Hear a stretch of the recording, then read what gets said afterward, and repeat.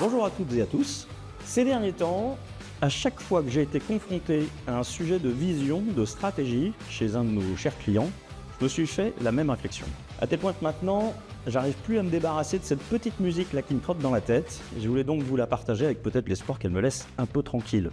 J'ai donc un truc à vous dire sur la manière avec laquelle aborder les réflexions sur les plans stratégiques et les visions. Rien que ça.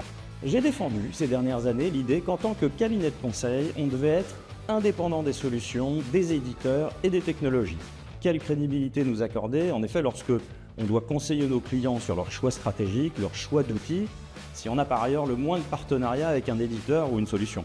Vous imaginez l'histoire, pour atteindre vos objectifs stratégiques, on pense que vous devriez vous orienter vers les solutions A, B ou C, et en toute indépendance, je vous annonce qu'on est partenaire platinum de la solution A.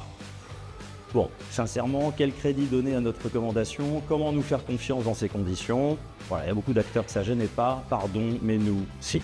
C'est pour ça qu'on a toujours été parmi les rares cabinets de la place, et je salue les autres au passage, un des rares cabinets de la place, donc, à tenir cette position, avec l'idée que le minimum qu'on devait à nos clients, c'était l'objectivité, l'indépendance et la légitimité. Trois notions qu'on devait placer au-dessus de nos propres préoccupations de croissance, de rentabilité et de développement. Et c'est d'ailleurs toute la beauté et la noblesse de notre métier de consultant au passage. C'était l'époque où les réflexions sur l'IT et les solutions techniques s'organisaient de façon séquentielle et arrivaient tout naturellement en bout de chaîne. J'analyse mon marché, mon environnement, mon positionnement, la réglementation. Je définis ensuite mes produits, mes services pour adresser ce marché. Je m'organise d'un point de vue structurel et des compétences pour délivrer cette promesse. Et enfin, je me dote des outils qui permettent de délivrer tout ça avec la meilleure expérience client, au meilleur coût, avec la disponibilité qui va bien. Et tout allait bien comme ça. Mais depuis quelques années, et avec une accélération extrêmement forte, les possibilités infinies offertes par les nouvelles technologies, l'IA bien sûr, mais il ne faut pas tout réduire à l'IA, les possibilités offertes par les technologies donc ont renversé la table, et cette approche séquentielle avec. Aujourd'hui, cette approche séquentielle, elle doit être remplacée par une approche en Y. Évidemment, il s'agit toujours d'analyser son marché, son environnement, son positionnement, la réglementation, et dans le même temps, il faut évaluer comment ce marché va être déformé par les nouvelles technologies, comment de nouveaux marchés peuvent devenir accessibles grâce à la combinaison entre les actifs de l'entreprise et les nouvelles technologies. N'oublions jamais, les vraies innovations de rupture sur un marché ne sont que très rarement apportées par un acteur de ce marché. C'est le principe bien connu de l'innovation latérale, on le sait, mais on se laisse souvent surprendre. Une fois seulement que ces deux réflexions auront été menées de façon combinée et se seront nourries mutuellement, les analyses sur les produits, les services et leur mode de distribution émergeront.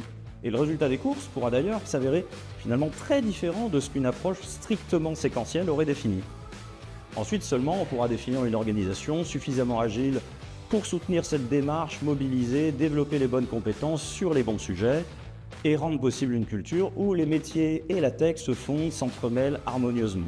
De notre côté, acteurs du conseil, obsédés par l'objectivité de nos recommandations, on n'a surtout rien lâché sur notre indépendance. Mais en revanche, on a intégré ces dernières années des compétences et des expertises à très forte valeur ajoutée dans le domaine de la tech, de la data, de l'IA, ce qui nous permet d'accompagner et de nourrir dès l'amont ces réflexions stratégiques et opérationnelles, et être en mesure par la suite de délivrer des solutions technologiques à l'échelle.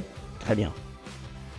Pour autant, du côté des entreprises qu'on accompagne ou qu'on observe, si la culture technologique a beaucoup progressé, en particulier au sein des instances de direction ces dernières années, force est de constater qu'une majorité écrasante d'entre elles continue à rester accrochée à cette approche séquentielle. Peu d'entreprises, lorsqu'elles construisent un plan stratégique, une vision, un plan à moyen terme, intègrent réellement cette dimension tech en amont. Et les DSI, présents dans les COMEX, sont le plus souvent considérés par leurs pairs comme celui qui incarne la sécurité de la production, le delivery des projets. Ils sont beaucoup plus rarement vus comme celui qui inspire, qui challenge la stratégie de l'entreprise, comme celui qui vient la choquer avec les enjeux, les opportunités de l'innovation tech. Et sans doute que nous, cabinet de conseil, on ne joue pas assez notre rôle d'influence pour faire évoluer cette situation. En tout cas, je suis absolument convaincu que les entreprises qui changeront de cette façon leur approche stratégique passeront de cette approche séquentielle à cette approche en Y et feront aussi évoluer leur gouvernance en ce sens. Eh bien, ces entreprises, elles se construiront certainement rapidement un avantage concurrentiel très important et sûrement une résilience plus forte.